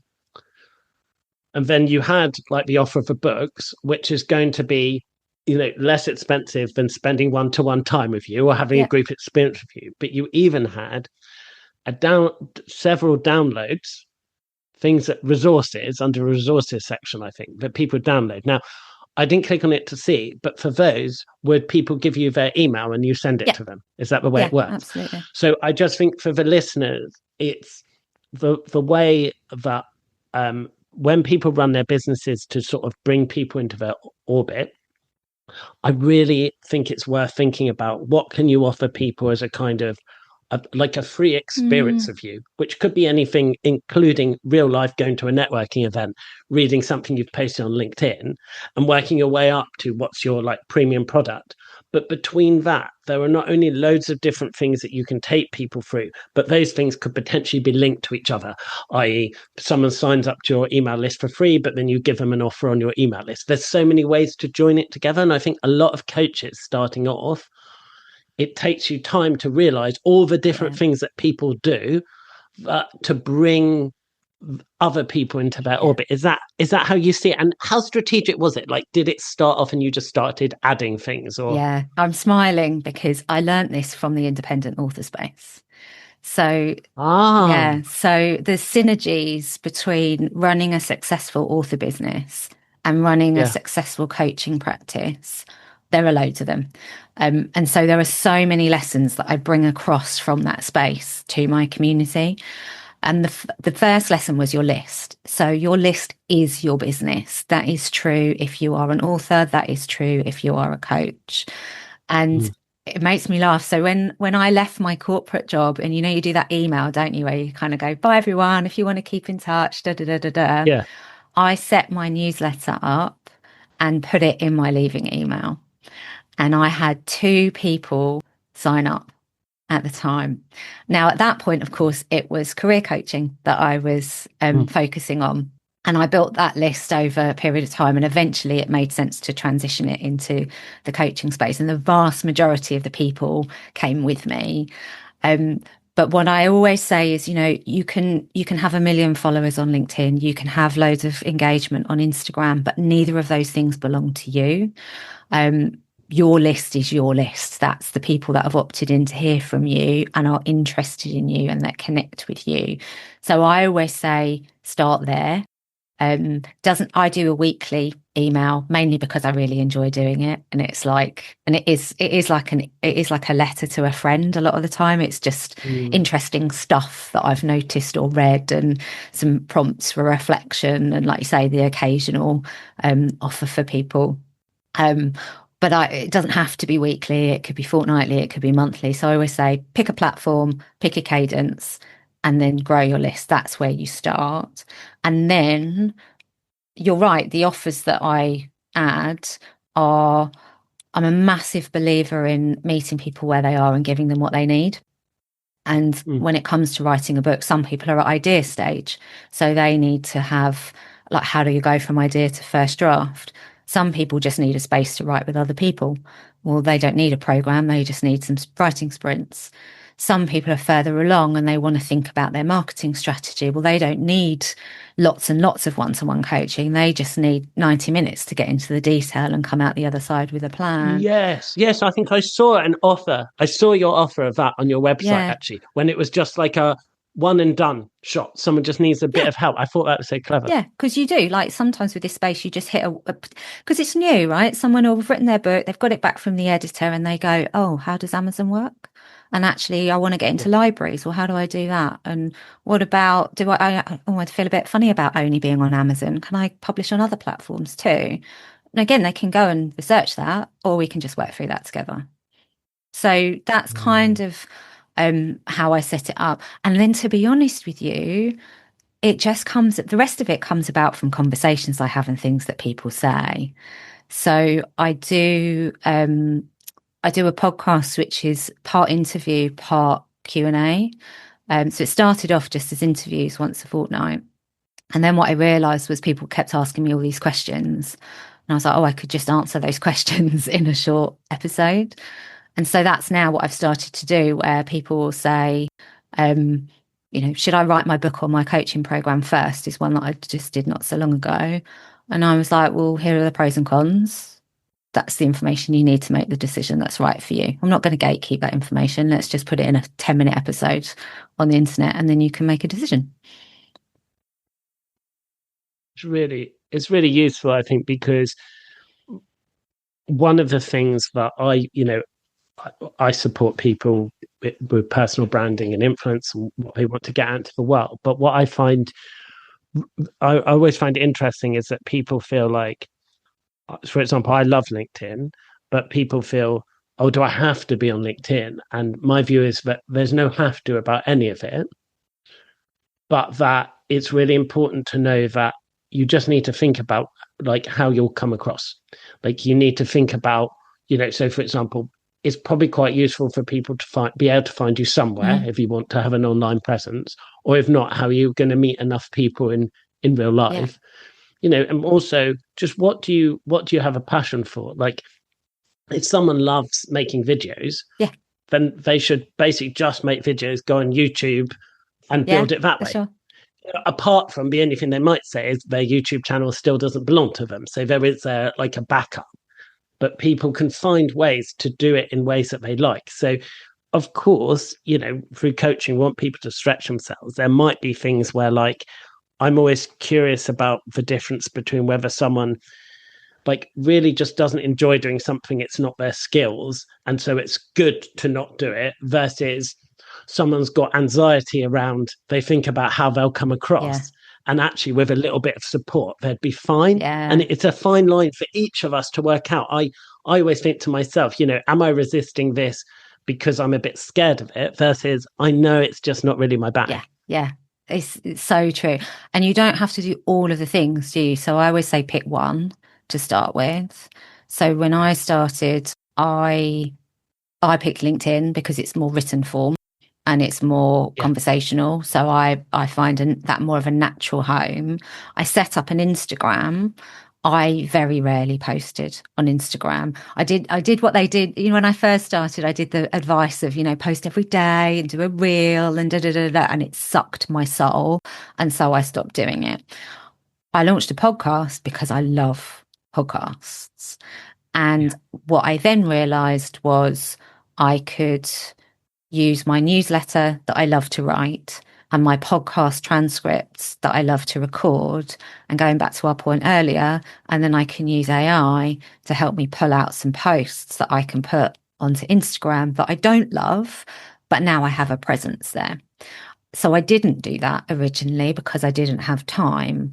But now I can use a tool to just have a little bit more visibility on Instagram than I would otherwise. Do I generate any clients from it? I don't think so. I think I've only got about 300 followers on the platform, but it is another touch point.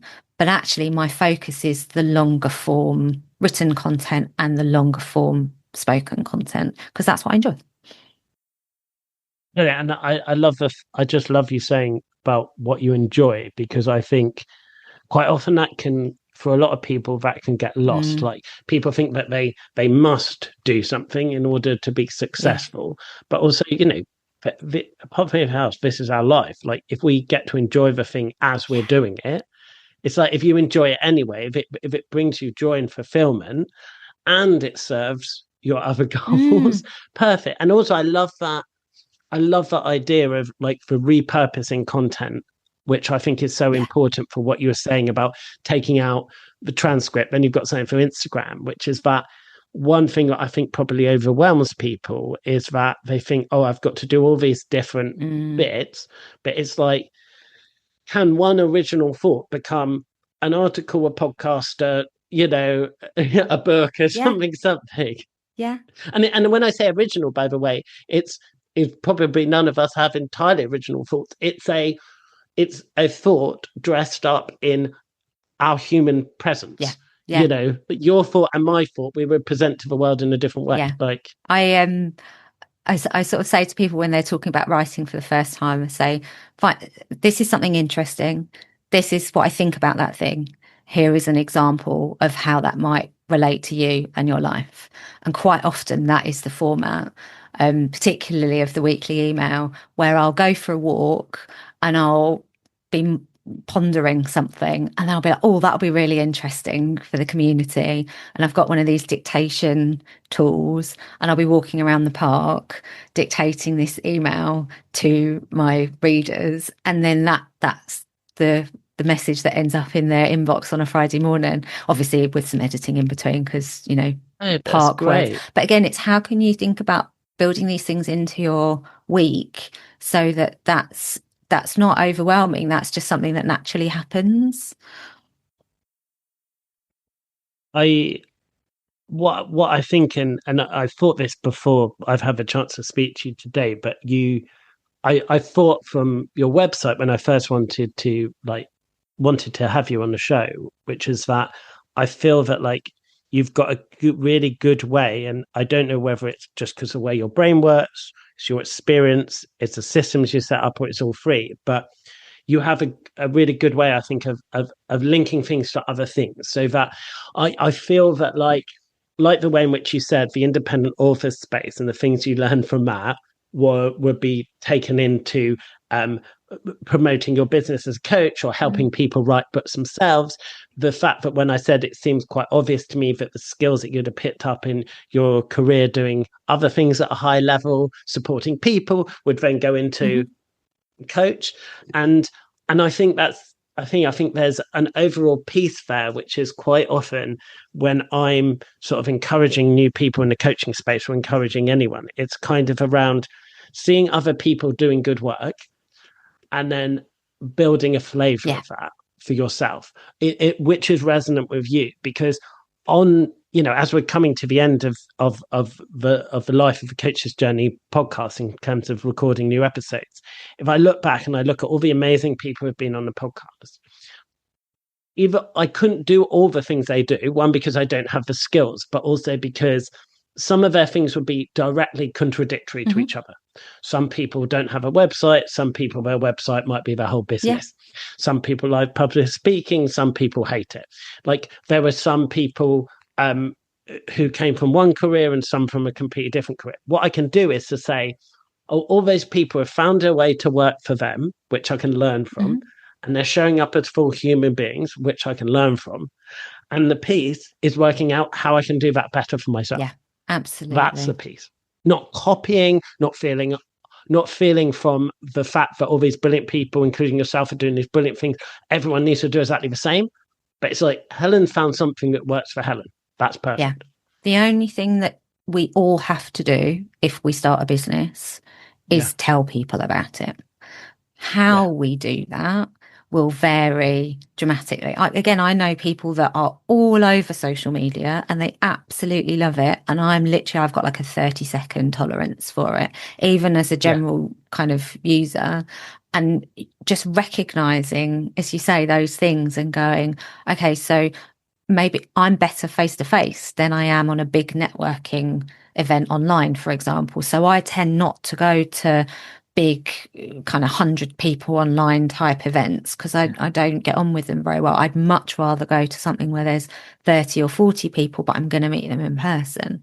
So again, it's kind of recognizing those things and just leaning into them. But you do have to do something. You can't just put a website up and hope for the best.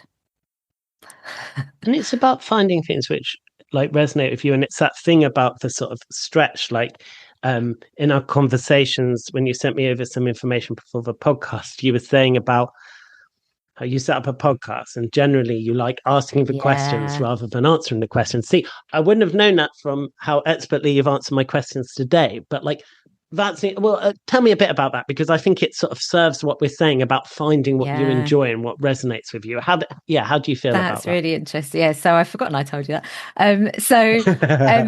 I had a coaching session when I was training where I'd said about I'm going to set up a coaching practice and I wanted to talk about my marketing approach and blah, blah, blah. And I talked about going on as a guest on podcasts. And so I feel quite a lot of reluctance about going on as a guest.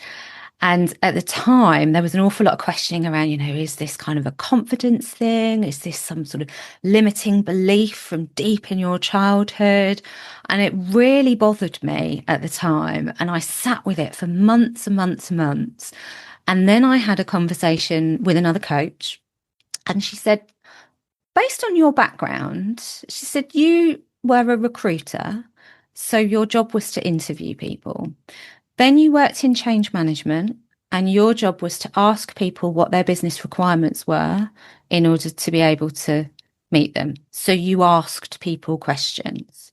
Then you were a people leader and you're with a coaching style. So you asked lots of questions. Now you've trained to be a coach and your job is to ask questions. Why would you think that you are going to feel comfortable answering questions? And I went, oh, yeah. So I started a podcast rather than pitching to go on podcasts because it was the lower barrier to entry. Yeah. Yeah.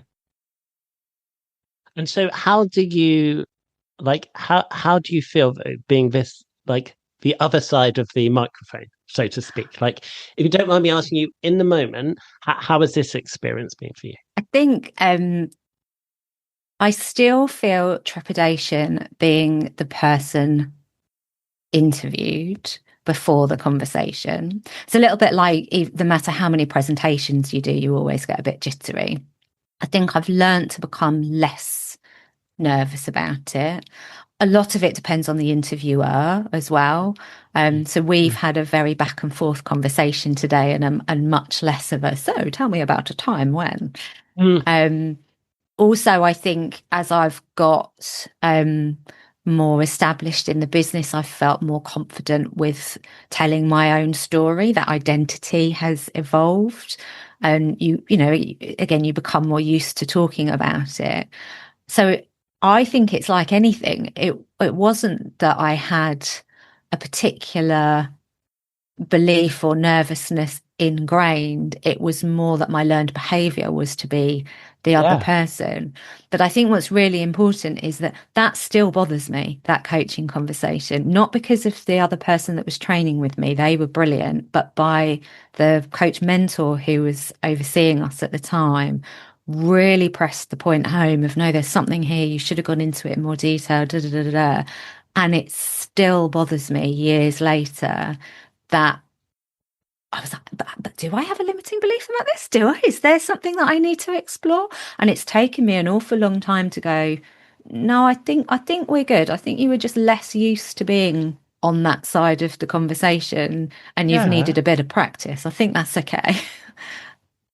Completely. And also, you know, it could be that, I mean, this is this isn't to give you a big head too much, but it's possible, for example, that you are so used to asking good questions of people that your spidey sense is going off. So, say, for example, and this is quite great because we're talking about, it's like very meta, we're talking about this in the moment. So I've noticed, mainly because I'm so interested in lots of different things you've said, that as I've asked you questions, it's worked out okay, and you've handled it very graciously. But sometimes I've asked a number of questions at the same time, right?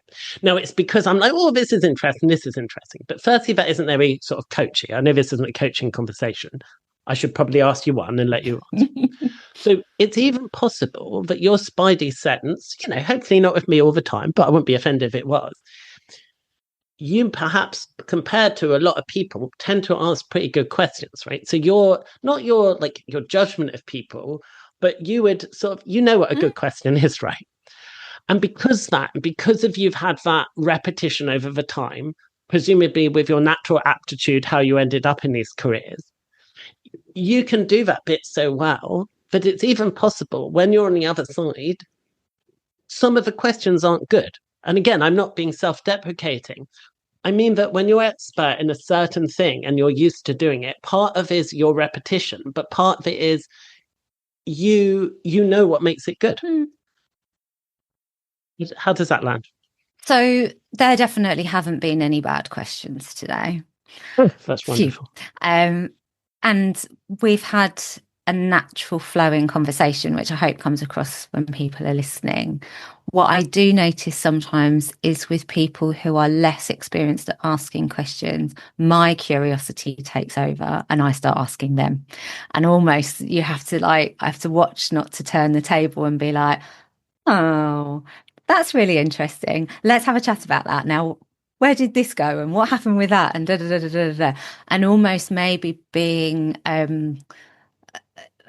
remembering the role and responsibility as the guest sometimes and letting the questions flow, whilst also recognizing that, again, as a listener of podcasts, I actually love it when people turn the tables and start having a back and forth. I think it's much more natural to listen to. So again, maybe it's just accepting that is okay. I think it's been a really interesting process for me to go from being, this podcast is my favorite. This podcast I'm a host of is my favorite podcast. So I was a fan of it before I joined as a co-host. And so for me, part of it is holding that tension between, you want it to be a naturally flowing conversation, but it's really helpful to think about the listener. To think about, what does the listener want? What might the range of listeners be? What feedback have we got? How can I learn from the other people who have hosted it, their styles and what have you? And kind of behind the scenes, one of the things that I found very, very helpful was where, for example, we'd take an interview that I'd done on the podcast and essentially, in a very coachy, very supportive way, critique it. Yeah. So that it's possible for me, for example, I was one of the people, I found it fascinating to learn that kind of thing about, you could have pressed a bit more there. Oh, I love that bit. I really thought you were going somewhere with that. And so it just shows in the things that we do, it is sometimes just putting ourselves in a position to be able to test, experiment and learn, which for you, your whole career has prepared you to be a coach in many ways. Like many of those things you did, you've had those passions. And actually, I think that if somebody was going to look, if an alien was like looking externally and talking about how many sort of coaching hours you've had, well, if they said, well, you get a coaching hours, not just through formal coaching, but through every good conversation you have with another human being where you really listened and you asked lots of questions and you let them talk. Imagine the amount of hours that you might have right now. Yeah. Do you know what I mean? When you think of it that way, and okay, it's not pure coaching, but there'll be some people with lots of coaching hours, but in a previous career didn't take that approach at all. Yeah. It's very true. It's funny, isn't it? Because I accredited with the EMCC partly because mentoring is given as much credence as coaching, because actually, as you said right at the beginning, clients don't always want pure coaching. Sometimes there's a blend that's required. Sometimes they want pure mentoring. Sometimes they want pure coaching. Sometimes they want a mix of the two. And being able to switch hats, for want of a better metaphor, is quite a powerful thing to be able to do, and quite a obviously you recontract as you go. But I've never been, again, I've said this before, I don't believe in gatekeeping. And so why would you gatekeep a skill if you've got it? It's just, I don't know, it doesn't resonate with me to do that. So yeah, maybe the type of questioning and the context is the thing. Thank you. And no, that was really nice to play with, like how, and thank you for being brave for playing with how you were experiencing it in the conversation right now, because I think it is brave for each of us to kind of test our ways of doing things in terms of what it is that we're going to be able to, what we enjoy, what we don't like, how we want to stretch ourselves and how we don't stretch ourselves as well. So yeah, thank you for being brave in the middle of that. So we're starting to come towards the end of our conversation, but I wanted to make sure that I give you the opportunity to talk about any particular areas that you wanted to bring, anything that you think would be useful for the listeners that we just haven't covered, because we have covered a lot of topics. Is there anything else or anything about your work you'd like to talk about? Gosh. I know you always ask this question at the end of the show, and I think we've covered everything, haven't we? We've gone everywhere. I suppose the one thing we haven't talked about so much with the portfolio career space is the importance of boundaries. And I know that it's so important in all of the areas of my own personal career, and for people looking at multiple streams of income, for people setting up their own business. There is definitely something in considering how you protect your energy, your time. You could quite easily work all of the time when you run your own business, even if it's for part of your week. And so really, I suppose there's something there in identifying what those boundaries need to be and making sure that you've got fun time in your life, So maybe there's something there too. It's really helpful, and it fits so well with what you've said about, your own period of overwhelm. And I'm sure you've seen for lots of other people is that, for a lot of people, they don't realize that they have a problem until the problem, rears it, becomes apparent. And a bit like you were saying about, it would be really good if people came to coaches before everything got completely too much. As people listening to this conversation that might be quite near the start of their business or moving into a new phase of their business, it's really good to preemptively say, what are my limits? What am I going to find too hard? What other things do I need to build in? And we've all got, people have got health issues, caring responsibilities, family things. And, there's days when people just want to go out and enjoy the sunshine, which they should. Absolutely. And remembering that when you make a significant change, the people that are in your life probably won't have done that too. So people understand if you say, I've left company X to go to company Y because I've got a promotion. People don't always resonate with, I'm setting up a coaching practice, I'm writing a book, I'm going to go down to 2 days a week in this job so that I can do that.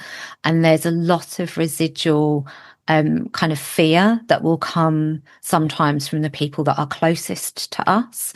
So when I think about boundaries, I think very much in terms of the time and the energy and all of those traditional things that we kind of think about from a time management perspective, but also again, I heard a wonderful phrase called uncertainty balancing.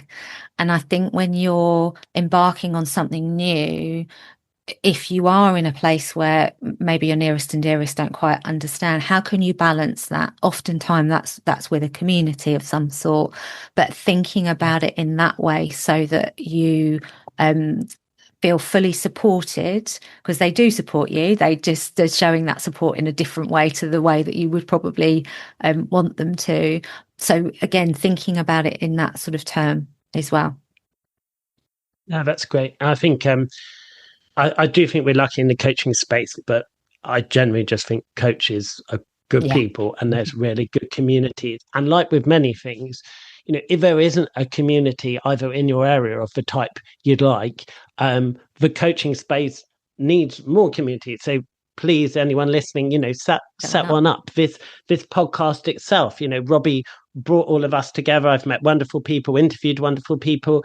It's something he created out of nothing, and I'm very, very grateful that he did, and that I got to spend the time with you today, Helen, for my last interview. Absolutely, me too. So I just want to say thank you very much, Helen, for your time. Thanks for coming on.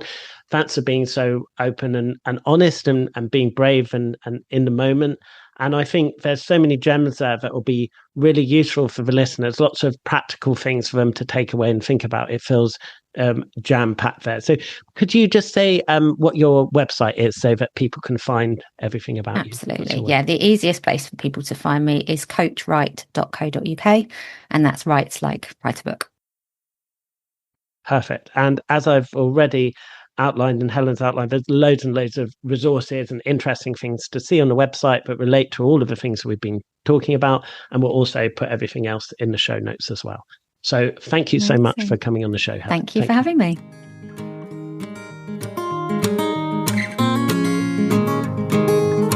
Hi everybody, Robbie here.